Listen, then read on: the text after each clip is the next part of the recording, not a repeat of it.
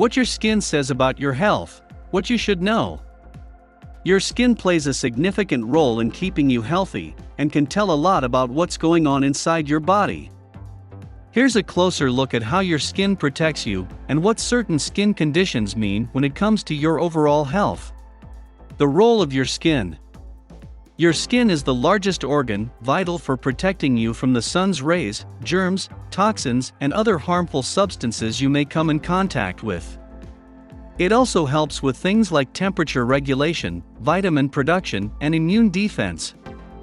As the largest organ, the skin requires a lot of maintenance and upkeep on the outside, as well as the inside. What your skin can tell you about your health. Just looking at your skin can tell you and others around you a lot. Your age, habits, and overall health can all be determined by your skin. Here are a few common skin conditions, and what they may mean. Unusual hair growth.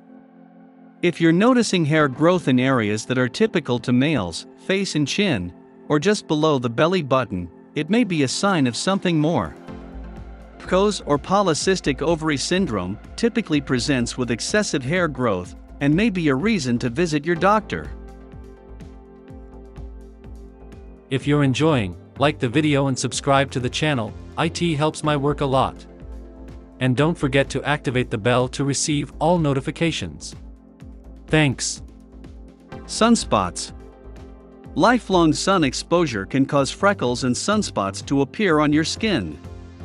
Most sun damage occurs in childhood and teenage years, and can lead to skin cancer. If you notice any unusual spots on your skin that are growing, raised, or sore and won't heal, you should visit your dermatologist. Changes in your nails. Changes in your nails such as color, dark spots, or changes in the shape can be a sign of internal issues. Things like vitamin deficiencies to liver disease and lupus can cause changes in your nails. What you can do to keep your skin healthy.